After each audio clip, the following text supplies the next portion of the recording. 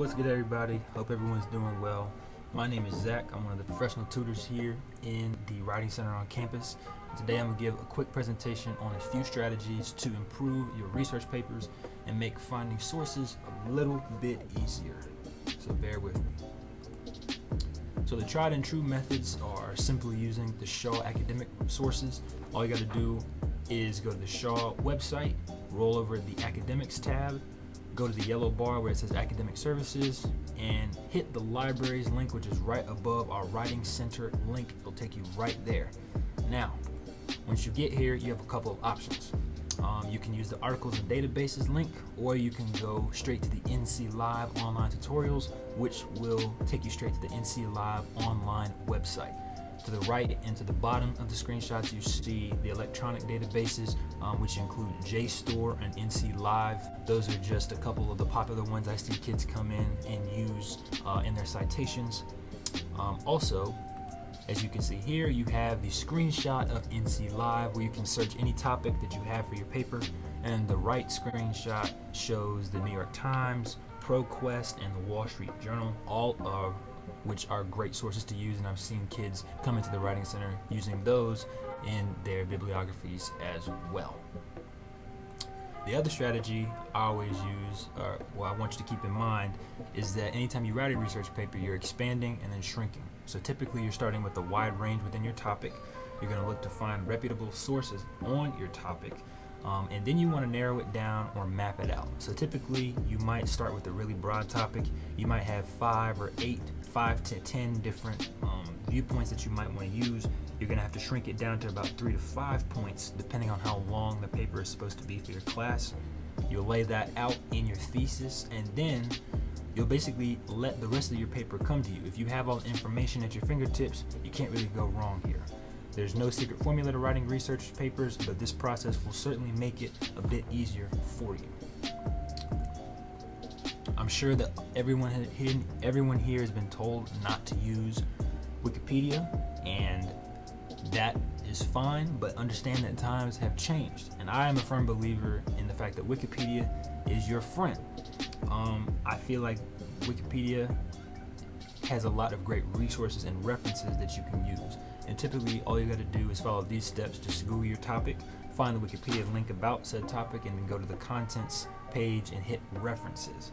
Usually you can pick 3 to 5 solid sources and skim through them for yourself, and you'll be surprised to see what sources are immediately at your fingertips.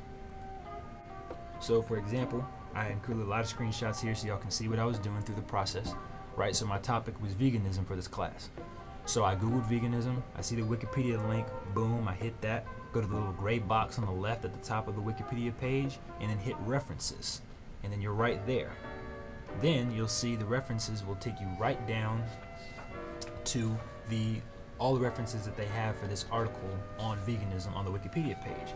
So in this particular example, I chose reference number 7 by Donald Watson, which you can see on the left, number 22, which is from the Journal of the American Dietetic Association, and reference number 179 from the University of California at Berkeley about fake meat and plant-based lifestyles. All right. So this first source I use is from 1944. It's the history of the vegan movement, and this is from 1944. And you can also see on the right-hand side we have the Vegan Winter from 1967, and another version of the Vegan Winter from 1977. So basically, just by accessing this source, we've also gotten a handful of other sources that we might want to use if we don't like that one. If you're going to talk about veganism in your paper, it might be good to come back here, go right back to the start of the movement, what spurred it on, who were the mastermind behind it, and really who started this whole thing, right? So to our next source that we picked, number 22, from the Journal of the Academy of Nutrition and Dietetics. This whole PDF article has a bunch of links to amazing information that we can access and use in our paper. If you go all the way down to the middle, where it says vegetarian diets throughout the life cycle. First of all, you could even talk about the differences between vegan diets and vegetarian diets. That aside though, you could also talk about how does it affect pregnant and lactating women, right? Scroll on down. How does it affect infants, children, adolescents, older adults? How does it affect athletes? We've had a couple of professional athletes basically come out and say, hey, I'm a vegan, I'm a vegetarian, I eat like this, and this is exactly what I eat on a daily basis. How does it affect their performance? How does it affect their weight loss or weight gain, right? I've actually scrolled through this source before, so I know also this article will entail how do these diets affect people with dementia or Alzheimer's, right? I think all of us can relate and find someone that we care about, someone that we know that would be affected by either vegan or vegetarian diets. I think this article might be our best one, but let's keep it moving. So we have this other article from the University of California at Berkeley about fake meat, right? Personally, I know when I was an undergrad, I ate a lot of fast food. So this might even touch on how KFC or how Burger King or other different fast food chains have started implementing plant-based items on their menu, right? Fake meat also in your grocery stores. If you go to different freezer sections, if you go to different produce sections, they might have fake meat being sold, right? So this article might get us more into that mindset. A good scholarly article from a university. Now, the other thing I always stand by is the fact that Google is your friend. Typically, all you have to do is simply Google search a reputable source, such as the Wall Street Journal, which is shown, and then your topic in quotation marks. So you could do Wall Street Journal veganism, which is what I chose for this particular example, right? I clicked on the second article, investors love fake meat, will consumers? And this whole article, as you can tell by the image that's shown, is talking about how different actors, different investors on Wall Street have been investing their money into these companies that solely produce fake meat for people who are trying to change their diet. And so now this article is written in 2019. Think about how things might have changed in a year. You know, come May of 2020, what will this stock market be looking like, right? In 10, 20 years, how will it be looking like? In grocery stores, what's going to be available? In fast food, will fast food chains have combined with these fake meat companies to completely change what they offer on their menus? Are we going to see different companies merge or fall apart? You know, how is it going to affect the consumer market? I think that's another great angle that we can use for this paper. So now that we have all these sources, now we have to focus on shrinking, right? We have about 3 sources from the Shaw Resource Library, right? Whether it be the New York Times, ProQuest, NC Live, what have you. You might have 3 or more sources from Wikipedia, just from using the references tab that I just showed you how to do. And you might have 1 or more sources from Google. Now, though, we have different angles. We've talked about the fake meat angle. We've talked about how it'll affect different demographics of citizens. And of course, at the very beginning, we talked about the history of the vegan movement. You might have found even more angles that you want to pursue from the other sources that you found from the Shaw Resource Library.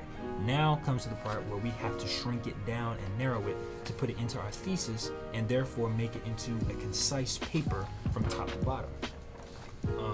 The reason that this strategy should work overall is because a lot of people used to use Wikipedia as a straight up source, which a lot of professors don't like, and they would plagiarize. But by exploring the reference section, you can find your own sources to use and therefore present your own original points in the paper. Even if you're using a source from Wikipedia, how you interpret it and how you want to use it in your paper is completely different from how they might have used it, which is why I think a lot of professors can get on board with the strategy. Overall, this is muscle memory, and it will take practice. Overall, you will get a lot better at finding sources just through Wikipedia. Like I said, there's a saying, heard it through the grapevine. Wikipedia is kind of like YouTube in the sense that you can fall down a rabbit hole. And in this case, if you can fall down the reference rabbit hole, you'll be surprised at how many good, reputable sources you'll find just at the bottom of these pages. Eventually, it will become second nature, and you have to remember to trust your research process. Every paper is different, even for the papers that you write for the same professor in a class. But this formula can help how you get started on finding those sources. How you choose to organize and word your paper is up to you, and you can come to the Writing Center and book online with us to help with that. As you get higher up in academia, finding reputable sources is even more important, so now is the time to get better at doing so. Lastly, as though I'm sure a lot of y'all don't want to hear it, libraries are your friend and oftentimes have just as much accurate information. All it takes is going to a librarian, asking for some help, seeing where in the library those sources and those books might be on your topic, and they can be just as helpful as some of the internet sources that we've been finding. Lastly, I'll just make sure I hammer it home. get to it and do not procrastinate. Obviously, I always talk about how my college experience would have been completely different if I did not procrastinate. It wouldn't have been the same at all. But in all seriousness, you see how long it would take to skim different articles, and that's why you cannot afford to start at the last minute, because if you really want to do great research, it's going to take you some time to skim through some sources.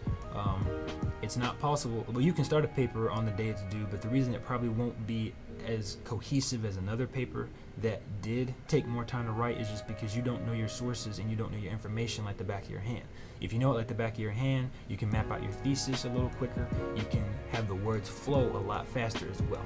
So overall, I think if you use these strategies that I've put in front of you, I think your research papers will continue to get better as the years go by. Thank you for your guys' time.